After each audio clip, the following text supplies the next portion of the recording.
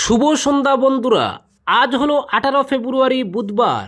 আজকের সন্ধ্যার বিশেষ বিশেষ খবর হলো হাইলাকান্দি জেলায় মাদক বিরোধী অভিযানে আবারও বড় সাফল্য পেল পুলিশ। এবার লালা থানার পুলিশের অভিযানে বিপুল পরিমাণ ইয়াবা ট্যাবলেট উদ্ধার হয়েছে এবং এক মাদক পাচারকারীকে গ্রেফতার করা হয়েছে। উদ্ধার হওয়া মাদকের বাজার মূল্য প্রায় 40 লক্ষ টাকা বলে জানিয়েছে পুলিশ। পুলিশ সূত্রে জানা গেছে, লালা থানার বিশেষ দল গোপন সূত্রে খবর পেয়ে লালাছড়া এলাকায় অভিযান চালায়। অভিযানে পূর্ব লালপানি বিলাইপুর এলাকার বাসিন্দা আব্দুল গনি লস্করকে আটক করা হয়।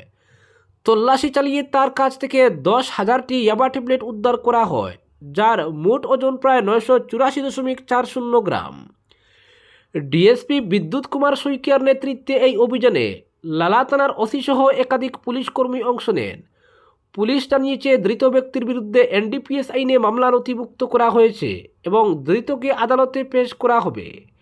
হাইলাকান্দির এসএসপি অমিতাভ সিনহা বলেন, রাজ্য জুড়ে মাদক বিরোধী অভিযান অব্যাহত থাকবে।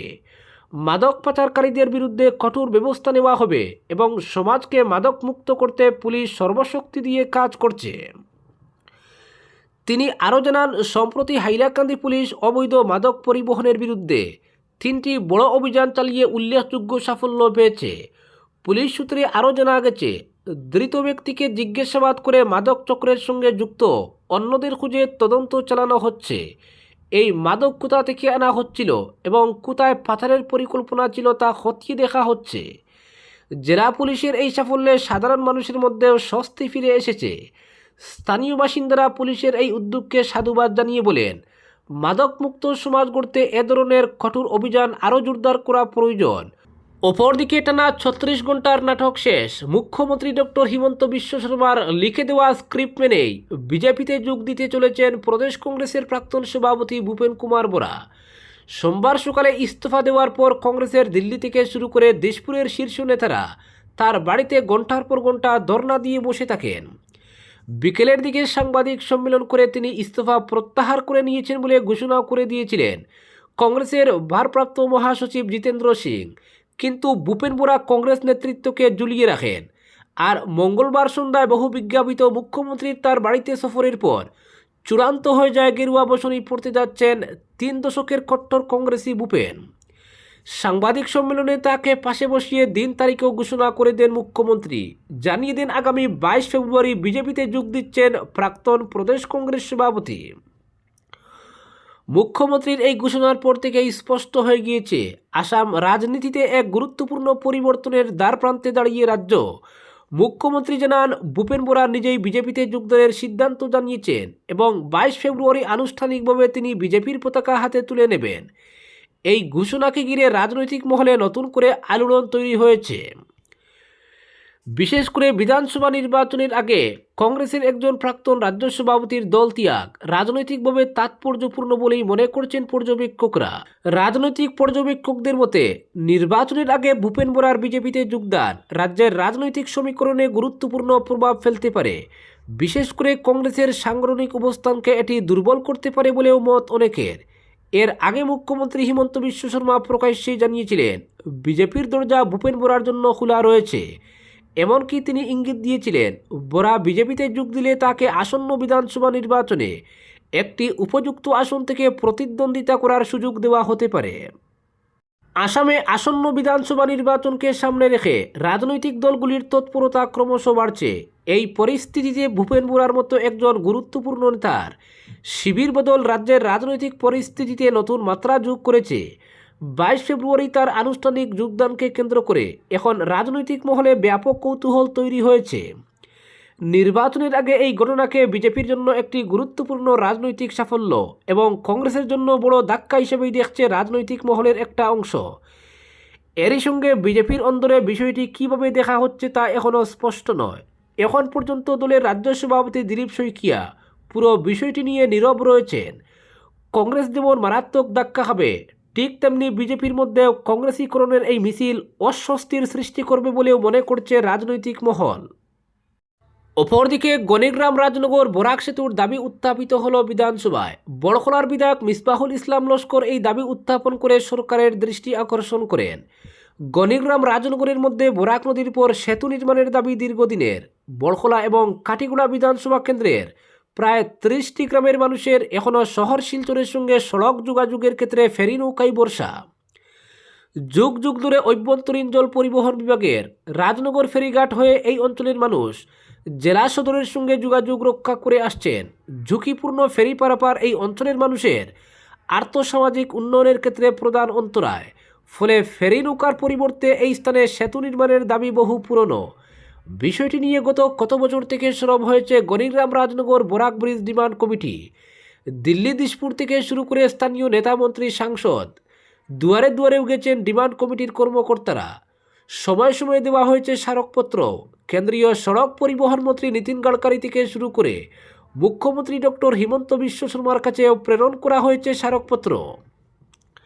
এই দাবি আদায়ের জন্য বরাক উপত্যকা উন্নয়ন মন্ত্রী কৌশিক রায়, শিলচরের সাংসদ পরিমল শুক্লবৈদ্যের কাছেও বার কয়েক গিয়েছে ডিমান্ড কমিটি।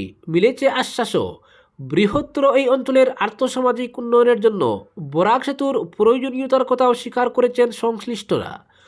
পূর্ত বিভাগের পক্ষ থেকে এই সেতু নির্মাণের জন্য প্রাথমিক জরিপের কাজও হয়েছে। চলতি বাজেট অধিবেশনের দ্বিতীয় দিন বিধানসভায় এই দাবি উত্থাপন করলেন বড়খোলার বিধায়ক মিসবাহুল ইসলাম লস্কর। রাজনগর এলাকার সড়ক যোগাযোগের উন্নতিকল্পে এই সেতু নির্মাণের জন্য সরকারের কাছে দাবি করেছেন তিনি। বিষয়টি বিধানসভায় উত্থাপন করে সরকারের কাছে সেতু নির্মাণের দাবি করায় বিধায়ককে ধন্যবাদ জানিয়েছেন বরাক ব্রিজ ডিমান্ড কমিটির মুখ্য উপদেষ্টা মঞ্জুরুল হক লস্কর। তিনি জানান, ডিমান্ড কমিটি এ নিয়ে দীর্ঘ বছর থেকে কাজ করে আসছে। দিল্লি দিশপুরে চিঠি আদান প্রদান সহ স্থানীয় মন্ত্রী, বিধায়ক, সাংসদের সঙ্গে দেখা করে এ ব্যাপারে তাদের হস্তক্ষেপ কামনা করা হয়েছে। সবার কাছ থেকেই মিলেছে ইতিবাচক সাড়া। বিষয়টি বিধানসভায় উত্থাপিত হয় লক্ষ্য পূরণে আরও এক ধাপ এগিয়ে গেল ডিমান্ড কমিটি, মন্তব্য করেন মঞ্জুরুল। অপরদিকে মুখ্যমন্ত্রীর প্ররোচনায় উজান আসামে মিয়া সম্প্রদায়ের উপর নির্যাতন শুরু হয়েছে। এই বিষয়টি নিয়ে আলোচনার দাবি তুলে বিধানসভায় মুলতবি প্রস্তাব আনেন এআইইউডিএফ বিধায়করা। তাদের দাবি, বিধানসভার সব কার্যসূচি বাতিল করে মিয়া নির্যাতন নিয়ে আলোচনা করতে হবে। তবে অধ্যক্ষ তাতে সায় দেননি। ফলে হুলস্থুল করে বিধানসভা থেকে ওয়াকআউট করেন সংখ্যালঘু বিধায়করা। পরে বিধানসভার বাইরে প্লেকার্ড প্রদর্শন করে ধর্ণা দেন তারা। ভোট যত এগিয়ে আসছে মিয়ার বিরুদ্ধে সুর ততই বাড়ছে মুখ্যমন্ত্রীর। ক্রমাগত আক্রমণ করে চলছেন মিয়া মুসলমানদের। মিয়াদের কষ্ট দেওয়ার আহ্বানও জানাচ্ছেন তিনি। এমনকি আর্থিক কষ্ট দিতে রিকশায় উঠে 5 টাকা ভাড়া হলে 4 টাকা দেওয়ার কথাও খোলাখুলি বলছেন। ফলে মুখ্যমন্ত্রীর এই মন্তব্য নিয়ে তীব্র প্রতিক্রিয়া হয়েছে সর্বত্র। জাতীয় স্তরে প্রতিবাদ করছে বিরোধী শিবির, কিন্তু মুখ্যমন্ত্রী তাতে কানও দিচ্ছেন না। ফলে মুখ্যমন্ত্রীর উস্কানিতে উজানের বিভিন্ন জেলায় মিয়া শ্রমিকদের উপর নির্যাতন চালানোর অভিযোগে বিধানসভায় মুলতবি প্রস্তাব পেশ করে এআইইউডিএফ বিধায়ক আমিনুল ইসলাম বলেন, মুখ্যমন্ত্রী মিয়াদের কষ্ট দেওয়ার আহ্বান জানাচ্ছেন, তাই উজানে শুরু হয়েছে মিয়া শ্রমিকদের নামে অত্যাচার। রাস্তার কাজে, নির্মাণের কাজে জড়িত শ্রমিকদের উপর নির্যাতন করা হচ্ছে। বিভিন্ন কাজে কর্মরতদের কাজ করিয়ে টাকা দেওয়া হচ্ছে না, মানবাধিকার লঙ্ঘন করা হচ্ছে। কিন্তু অধ্যক্ষ মুলতবি প্রস্তাব গ্রহণে অসম্মতি ব্যক্ত করেন। তাতে প্রতিবাদ শুরু করেন সংখ্যালঘু বিধায়করা। পরে মুলতবি প্রস্তাব খারিজের প্রতিবাদে বিধানসভা থেকে ওয়াকআউট করেন তারা। বিধানসভার বাইরেও প্লেকার্ড হাতে ধর্ণা দেন। মুখ্যমন্ত্রীকে গ্রেফতারের দাবিও করেন সংখ্যালঘু বিধায়করা। আমিনুলের দাবি, উজানে মুসলিম শ্রমিকদের উপর নির্যাতন চালানো হচ্ছে। নিম্ন আসামেরও স্থানে স্থানে ঘটছে এই ধরনের ঘটনা। লাঠি হাতে নিয়ে মিয়া খোঁজা হচ্ছে। কোথায় কাউকে পেলে ধরে নিয়ে হাঁটু মুড়ে বসতে বলা হচ্ছে। 24 ঘন্টার মধ্যে উজান আসাম ছাড়ার ফরমান জারি করা হচ্ছে। এসব অত্যাচারের পেছনে রয়েছে মুখ্যমন্ত্রীর প্ররোচনা। মিয়াদের অত্যাচার করার কথা শিখিয়ে দিয়েছেন তিনি। তাই আসামে শান্তি, হিন্দু মুসলমানের ভ্রাতৃত্ববোধ অক্ষুণ্ণ রাখতে হলে মুখ্যমন্ত্রীকে গ্রেফতার করে জেলে রাখতে হবে, না হলে আসামে আগুন জ্বালাবেন তিনি। অপরদিকে বিষ্ণুপ্রিয়া মণিপুরী সম্প্রদায়ের দীর্ঘদিনের পুঞ্জীভূত দাবি আদায়ে আমরণ অনশন ও সত্যাগ্রহ আন্দোলন 6ষ্ঠ দিনে পদার্পণ করল। আন্দোলনের জাজ বাড়ার সঙ্গে সঙ্গে অনশনকারীদের শারীরিক অবস্থার অবনতি ঘটলেও নিজেদের অবস্থানে অনড় রয়েছেন তারা। সাফ জানিয়ে দেওয়া হয়েছে, ভাষা শিক্ষক নিয়োগ এবং কেন্দ্রীয় ওবিসি তালিকার অন্তর্ভুক্তিকরণ সহ বিভিন্ন দাবি পূরণে সরাসরি ক্যাবিনেট সিদ্ধান্ত এবং সরকারি বিজ্ঞপ্তি জারির আগে প্রশাসনের সঙ্গে আর কোনো আলোচনায় বসবেন না তারা। গত 12 ফেব্রুয়ারি থেকে শিলচরের ক্ষুদিরাম মূর্তির পাদদেশে নিখিল বিষ্ণুপ্রিয়া মণিপুরী মহাসভা, নিখিল বিষ্ণুপ্রিয়া মণিপুরী ছাত্র পরিষদ এবং বিষ্ণুপ্রিয়া মণিপুরী গণসংগ্রাম পরিষদের যৌথ উদ্যোগে এই আমরণ অনশন কর্মসূচি শুরু হয়েছে। আন্দোলনের ষষ্ঠ দিনে মঙ্গলবার রাজ্য সরকারের মন্ত্রী কৃষ্ণেন্দু পাল এবং শিলচরের বিধায়ক দীপায়ন চক্রবর্তীর পক্ষ থেকে আন্দোলন প্রত্যাহারের অনুরোধ নিয়ে সভাস্থলে উপস্থিত হন সমাজের বিশিষ্ট ব্যক্তিত্ব রামকৃষ্ণ সিনহা। তবে আন্দোলনকারীরা স্পষ্ট জানিয়ে দেন, মৌখিক প্রতিশ্রুতিতে চিড়ে ভিজবে না। যতক্ষণ না পর্যন্ত সুনির্দিষ্ট সরকারি পদক্ষেপের প্রমাণ মিলছে ততক্ষণ এই সত্যাগ্রহ চলবে।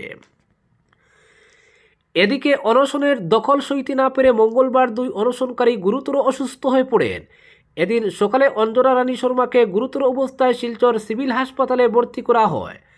আন্দোলনকারীদের অভিযোগ, অসুস্থ অঞ্জনাকে হাসপাতালে পাঠানোর ক্ষেত্রে প্রশাসনের তরফে কোনো তৎপরতা বা অ্যাম্বুলেন্সের ব্যবস্থা করা হয়নি। শেষ পর্যন্ত ব্যক্তিগত গাড়িতে করেই তাকে হাসপাতালে নিয়ে যেতে হয়।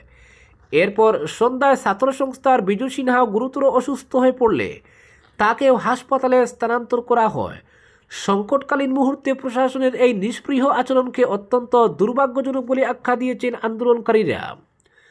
তাদের প্রশ্ন, আন্দোলনকারীদের প্রাণ সংশয় হলেও কি সরকারের টনক নড়বে না?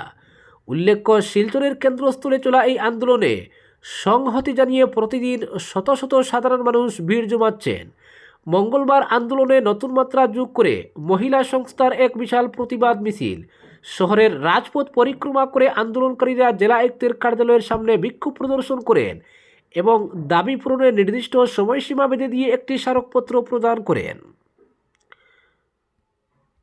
অপরদিকে জেনেভায় শুরু হয়েছে আমেরিকা ও ইরানের মধ্যে দ্বিতীয় দফার পরোক্ষ পারমাণবিক আলোচনা। এই কূটনৈতিক আলোচনার মধ্যেই 30 মিনিটে মার্কিন প্রেসিডেন্ট ডোনাল্ড ট্রাম্পকে 3বার সতর্কবার্তা দিলেন ইরানের সর্বোচ্চ নেতা আয়াতুল্লাহ আলী খামেইনি। এদিকে ইরানের উপর হামলায় ইসরায়েলকে সমর্থনের আশ্বাস দিলেন মার্কিন প্রেসিডেন্ট। জেনেভায় আলোচনা শুরুর আগে ট্রাম্প দাবি করেছিলেন ইরান চুক্তিতে আগ্রহী, কিন্তু খামেনির সাম্প্রতিক বক্তব্যে ভিন্ন সুর শোনা গেছে। একের পর এক 3টি পোস্টে তিনি ট্রাম্পকে সরাসরি আক্রমণ করে মার্কিন সামরিক শক্তিকে প্রশ্নবিদ্ধ করেন এবং ইরানের কাছে মার্কিন সামরিক উপস্থিতি বৃদ্ধি নিয়ে সতর্কবার্তা দেন। খামেনি বলেন, মার্কিন প্রেসিডেন্ট স্বীকার করেছেন যে 47 বছরে আমেরিকা ইসলামী প্রজাতন্ত্রকে শেষ করতে পারেনি। আমি বলি আপনিও পারবেন না। তিনি আরও বলেন, সবচেয়ে শক্তিশালী সেনাবাহিনীও কখনো এমন আঘাত পেতে পারে সেখান থেকে আর উঠে দাঁড়ানো সম্ভব নয়।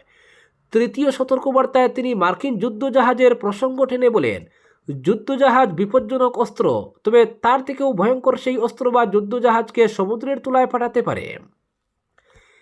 এদিকে ইরানের উপর ইসরায়েলি হামলা হলে তা সমর্থন করবেন মার্কিন প্রেসিডেন্ট ট্রাম্প, এমনই দাবি করেছে মার্কিন সংবাদ মাধ্যম। রিপোর্টে বলা হয়েছে, গত বছরের ডিসেম্বরে ইসরায়েলের প্রধানমন্ত্রী বেঞ্জামিন নেতানিয়াহুকে এই আশ্বাস দিয়েছিলেন ট্রাম্প। শর্ত ছিল তেহরান যদি মার্কিন পরমাণু চুক্তি অমান্য করে তবে ওয়াশিংটন ইসরায়েলের পাশে দাঁড়াবে। ট্রাম্প ইতিমধ্যেই মধ্যপ্রাচ্যে মার্কিন সেনা উপস্থিতি বাড়ানোর নির্দেশ দিয়েছেন। 2টি বিমানবাহী রণতরী মোতায়েন করা হয়েছে। স্যাটেলাইট ছবিতে দেখা গেছে ইউএসএস আব্রাহাম লিঙ্কন ইরানের কাছে অবস্থান করছে। বিশ্বের সবচেয়ে বড় যুদ্ধজাহাজ ইউএসএস জেরাল্ড আর ফোর্ডও শীঘ্রই মধ্যপ্রাচ্যে পৌঁছতে পারে। এর পাল্টা হিসেবে ইরানের Islamic Revolutionary Guard Corps Hormuz প্রণালীতে সামরিক মহড়া চালিয়েছে। আলোচনায় আমেরিকার পক্ষ থেকে অংশ নিচ্ছেন মধ্যপ্রাচ্য দৃত স্টিভ উইটকফ ও জেরেড কুশনার। ইরানের প্রতিনিধি দল নেতৃত্ব দিচ্ছেন বিদেশমন্ত্রী আব্বাস আরাগচি। তিনি বলেছেন, ন্যায্য ও ভারসাম্যপূর্ণ চুক্তি অর্জন করাই আমাদের লক্ষ্য। হুমকির সামনে আত্মসমর্পণ আমাদের আলোচনার অংশ নয়। মধ্যস্থতাকারী হিসেবে রয়েছেন ওমানের বিদেশমন্ত্রী বাদর আল বুসাইদি। আলোচনার আগে মার্কিন বিদেশমন্ত্রী মার্কো রুবিও মন্তব্য করেছেন, চুক্তি সম্ভব, তবে সহজ হবে না। আজকের বিশেষ সংবাদ এখানেই সমাপ্ত।